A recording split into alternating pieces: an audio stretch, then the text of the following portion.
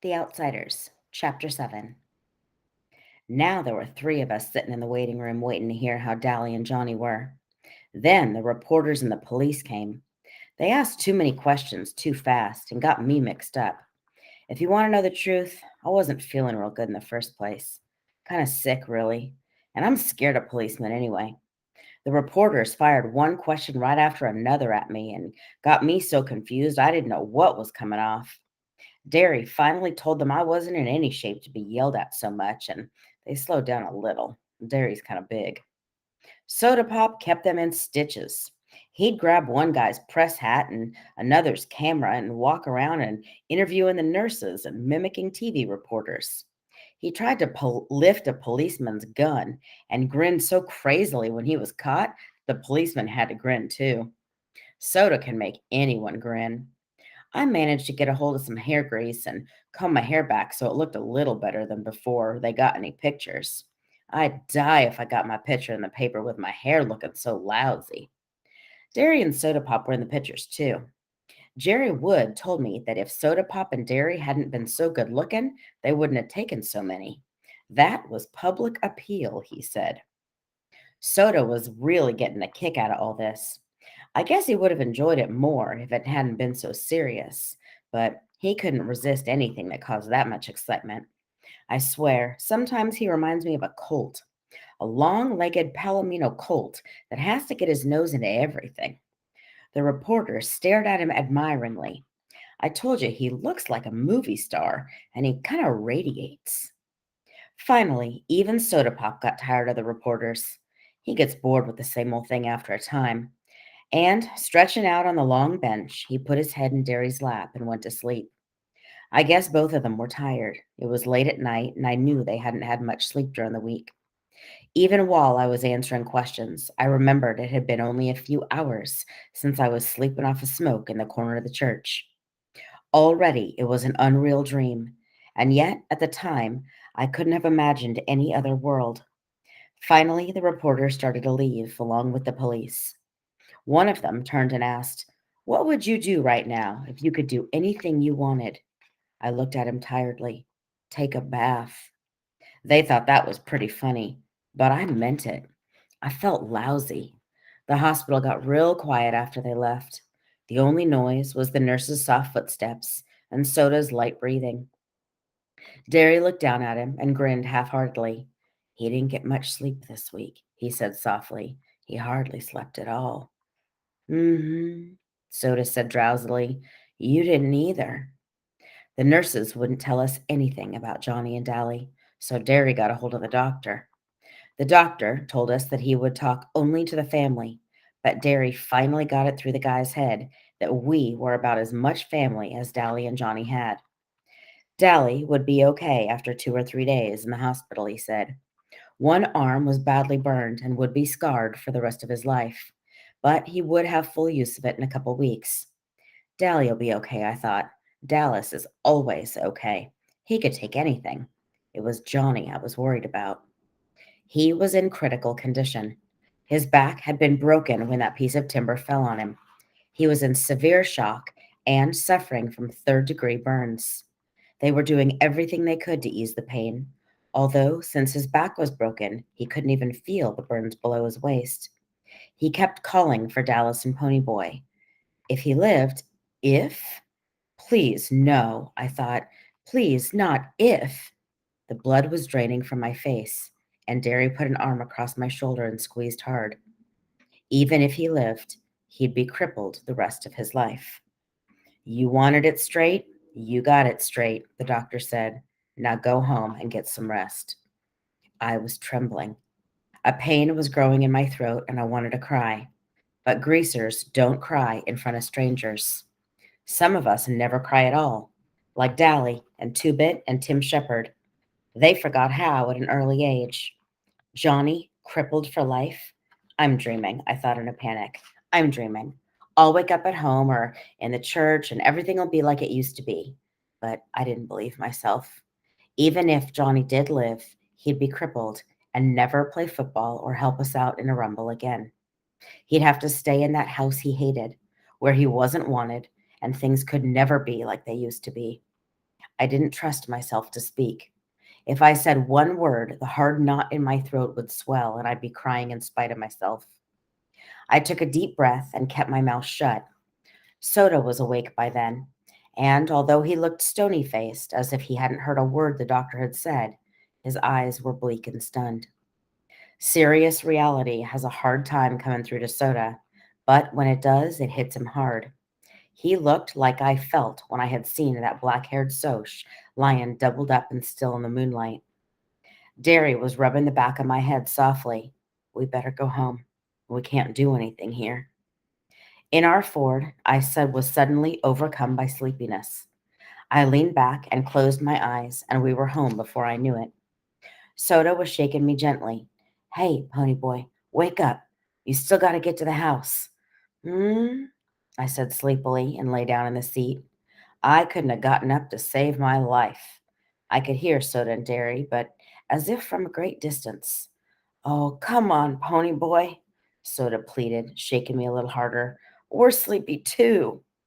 I guess Derry was tired of fooling around because he picked me up and carried me in. He's getting mighty big to be carried, Soda said. I wanted to tell him to shut up and let me sleep, but I only yawned.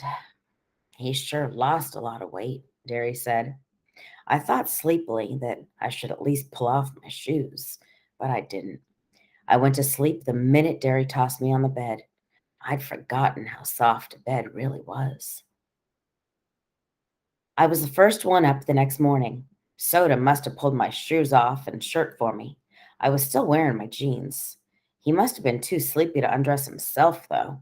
He lay stretched out beside me, fully clothed. I wiggled out from under his arm and pulled the blanket up over him, and then went to take a shower. Asleep, he looked a lot younger than going on 17, but I had noticed that Johnny looked younger when he was asleep, too, so I figured everyone did. Maybe people are younger when they're asleep. After my shower, I put on some clean clothes and spent 5 minutes or so hunting for a hint of beard on my face and mourning over my hair. That bum haircut made my ears stick out. Derry was still asleep when I went into the kitchen to fix breakfast. The first one up has to fix breakfast, and the other two do the dishes. That's the rule around our house, and usually it's Derry who fixes breakfast, and me and Soda who are left with the dishes. I hunted through the icebox and found some eggs. We all like our eggs done differently. I like 'em hard. Derry likes them in a bacon and tomato sandwich, and Soda Pop eat his with grape jelly. All three of us like chocolate cake for breakfast. Mom had never allowed it with ham and eggs, but Derry let Soda and me talk him into it. We really didn't have to twist his arm. Derry loves chocolate cake as much as we do. Soda Pop always makes sure there's some in the icebox every night, and if there isn't, he cooks one up real quick. I like Derry's cakes better. Soda Pop always puts too much sugar in the icing. I don't see how he stands jelly and eggs and chocolate cake all at once, but he seems to like it. Derry drinks black coffee, and Soda Pop and I drink chocolate milk. We could have coffee if we wanted it, but we like chocolate milk. All three of us are crazy about chocolate stuff. Soda says if they ever make a chocolate cigarette, I'll have it made. Anybody home? A familiar voice called through the front screen, and Two Bit and Steve came in. We always just stick our heads into each other's houses and holler hey and walk in. Our front door is always unlocked in case one of the boys is hacked off at his parents and needs a place to lay over and cool off. We never could tell who we find stretched out on the sofa in the morning. It was usually Steve, whose father told him about once a week to get out and never come back. It kind of bugs Steve, even if his old man does give him $5 or $6 the next day to make up for it. Or it might be Dally, who lived anywhere he could. Once we even found Tim Shepherd, leader of the Shepherd gang, and far from his own turf, reading the morning paper in the armchair. He merely looked up, said, "Hi," and strolled out without staying for breakfast. Two Bit's mother warned us about burglars, but Derry, flexing his muscles so that they bulged like oversized baseballs, drawled that he wasn't afraid of any burglars, and that we didn't really have anything worth taking. He'd risk a robbery, he said, if it meant keeping one of the boys from blowing up and robbing a gas station or something. So the door was never locked. "In here," I yelled, forgetting that Derry and Soda Pop were still asleep. "Don't slam the door!" They slammed the door, of course, and Two Bit came running into the kitchen. He caught me by the upper arms and swung me around, ignoring the fact that I had two uncooked eggs in my hand. "Hey, pony boy!" he cried gleefully. "Long time no see!" You would have thought it would have been 5 years instead of 5 days since I'd seen him last, but I didn't mind. I like old Two Bit. He's a good buddy to have. He spun me into Steve, who gave me a playful slap on my bruised back and shoved me across the room. One of the eggs went flying. It landed on the clock, and I tightened my grip on the other one so that it crushed and ran all over my hand. "Now look what you did," I griped. "There went our breakfast. Can't you two wait till I set the eggs down before you go shoving me all over the country?" It really was a little mad because I had just realized how long it had been since I'd eaten anything.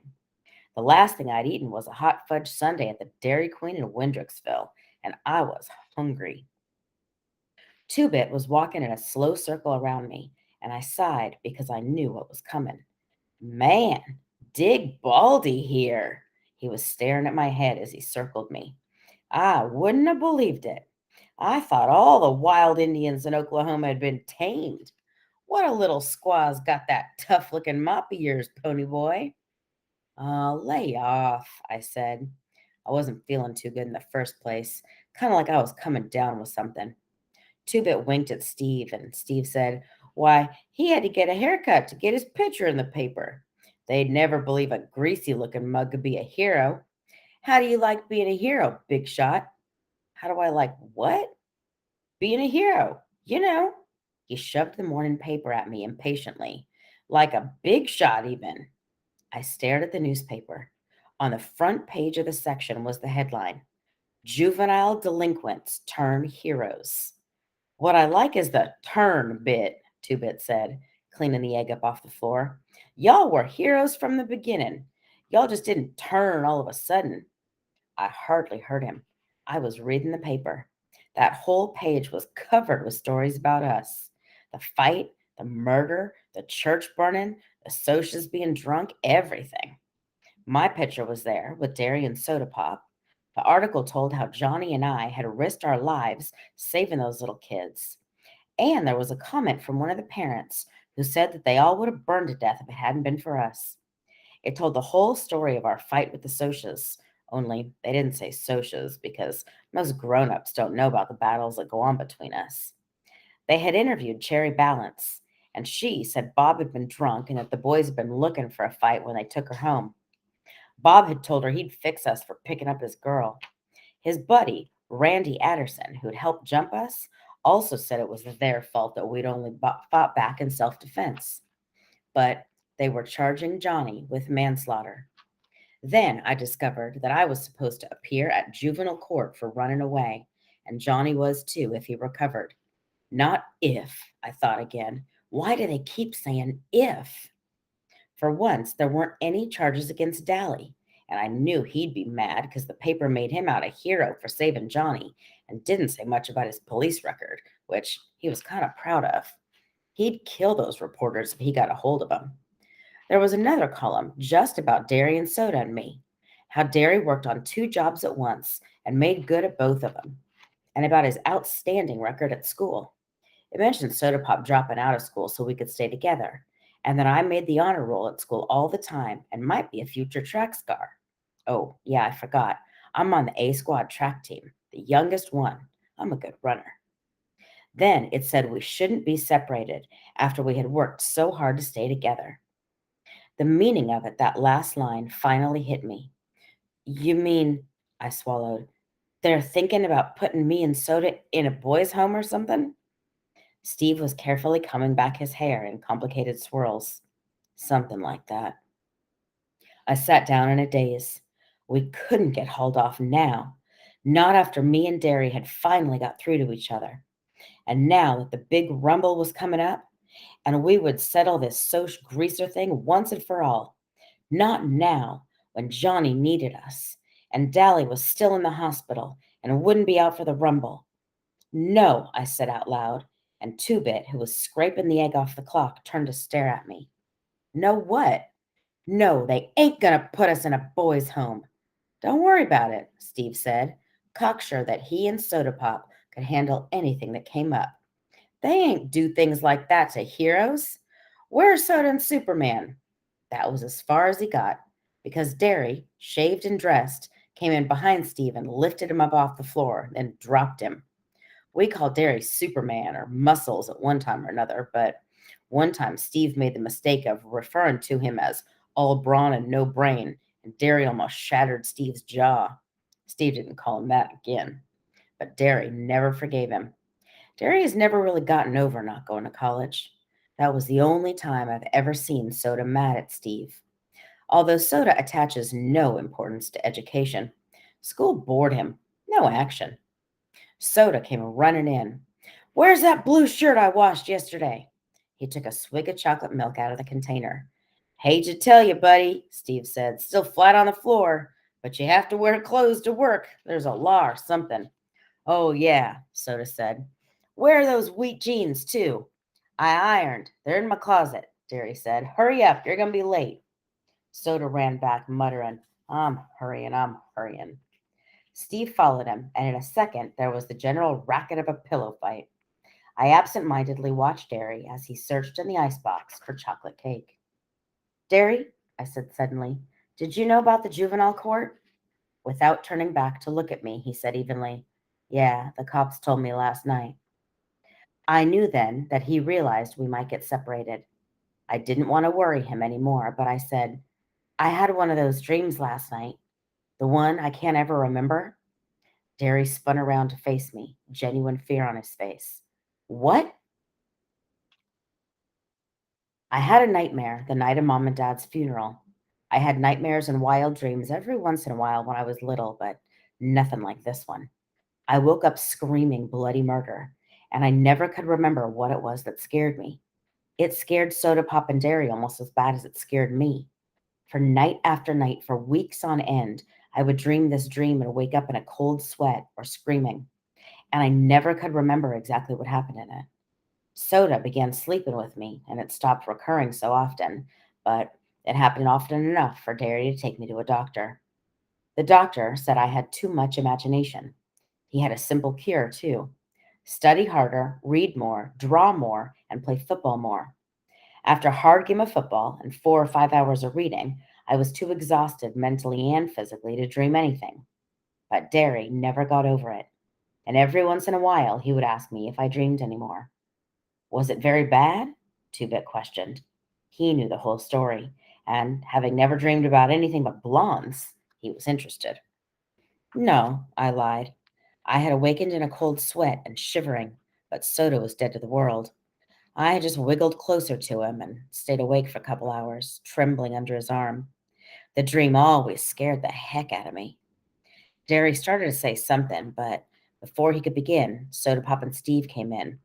You know what? Soda Pop said to no one in particular. When we stomp the Sochi's good, me and Stevie here are going to throw a big party. Then everyone can get stoned. Then we'll go chase the Sochi's clear to Mexico. Where are you going to do the dough, little man? Derry had found the cake and was handing out pieces. I'll think of something, Soda Pop assured him between bites.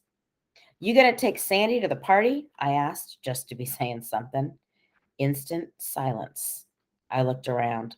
What's the deal? Soda Pop was staring at his feet, but his ears were reddening. No, she went to live with her grandmother in Florida. How come? Look, Steve said, surprisingly angry. Does he have to draw you a picture?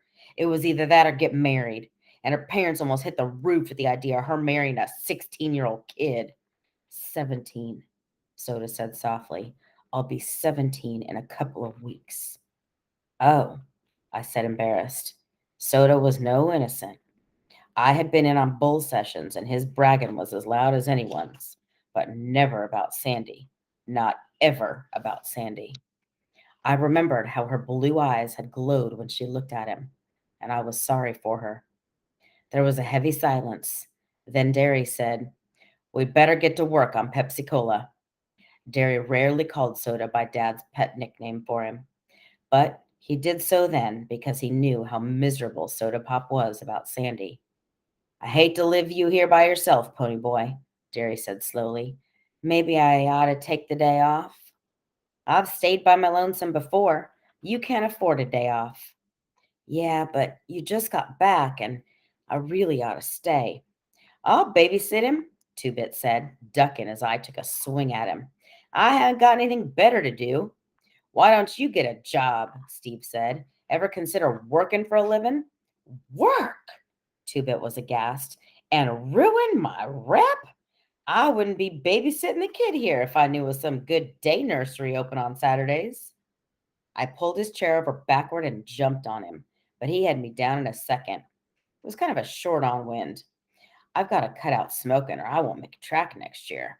Holler, uncle.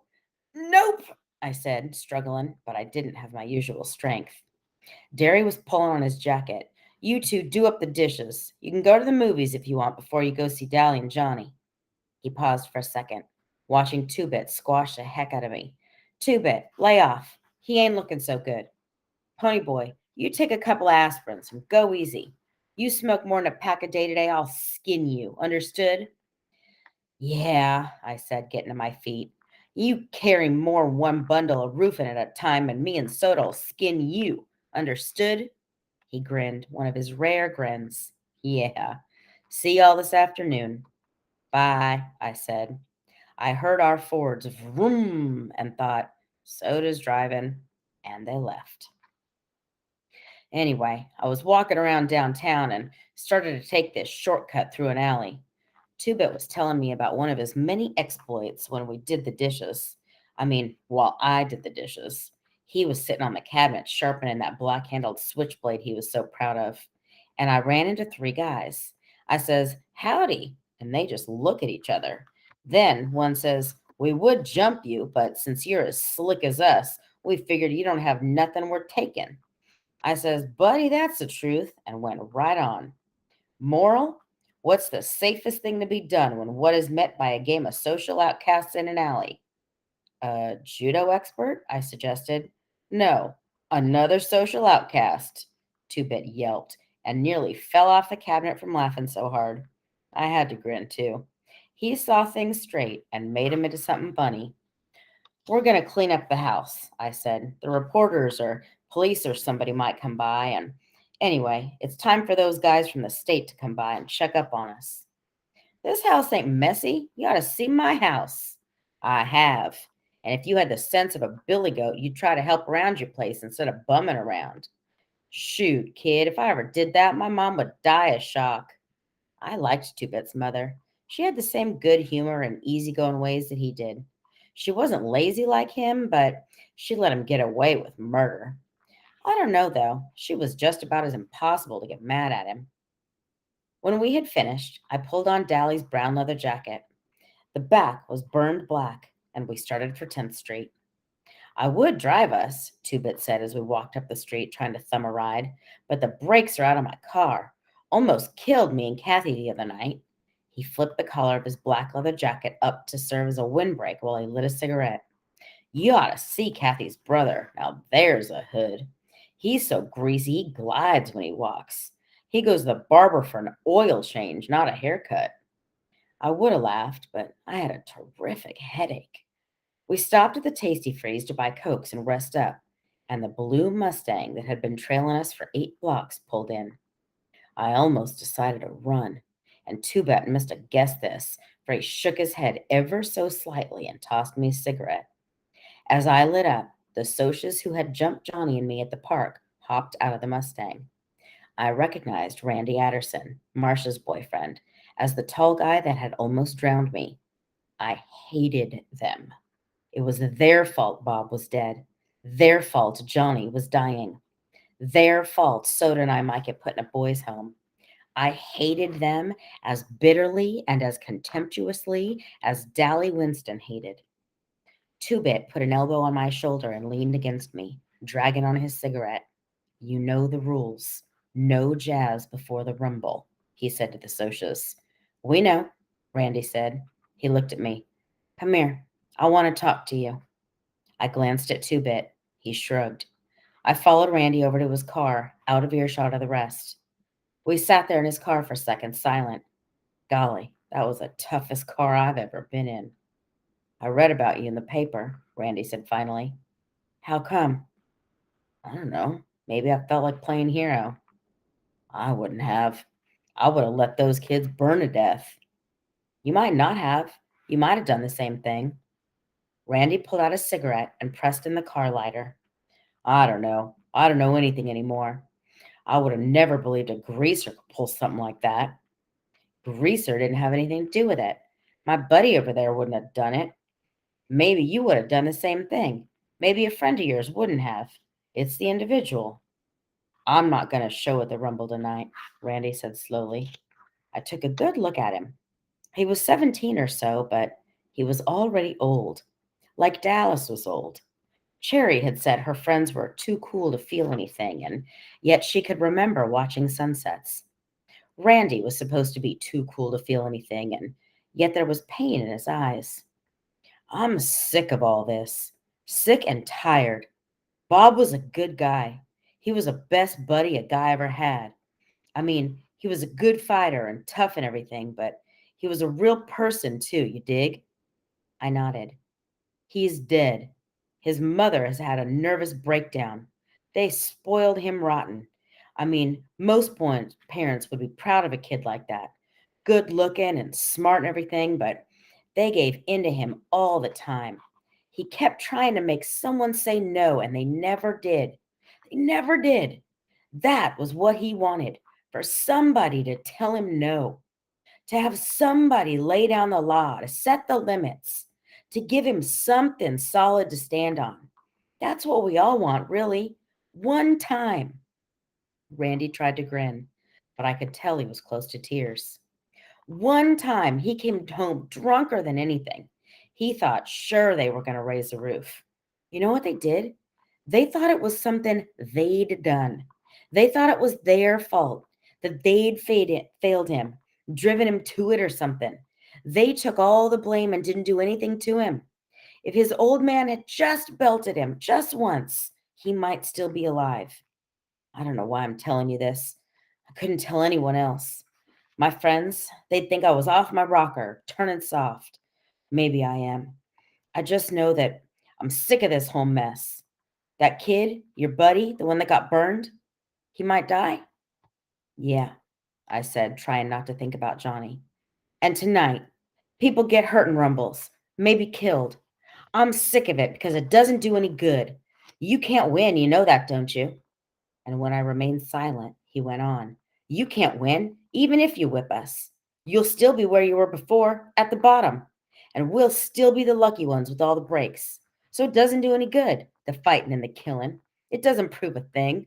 We'll forget it if you win, or if you don't. Greasers will still be greasers, and socias will still be socias.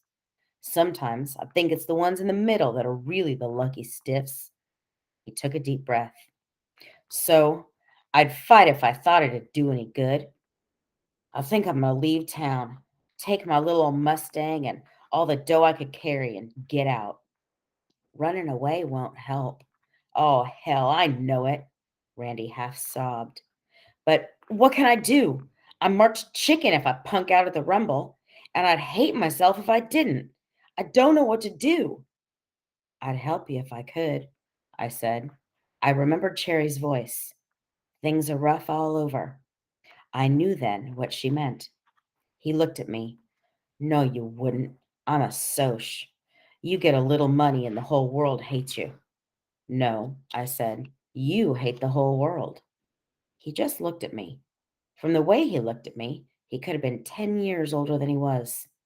I got out of the car. You would have saved those kids if you would have been there, I said. You'd have saved them, same as we did. Thanks, Grease, he said, trying to grin. Then he stopped. I didn't mean that. I meant, thanks, kid. My name's Ponyboy, I said. Nice talking to you, Randy. I walked over to Two-Bit, and Randy honked for his friends to come and get in the car. What do you want? Two-Bit asked. What'd Mr. Super Soch have to say?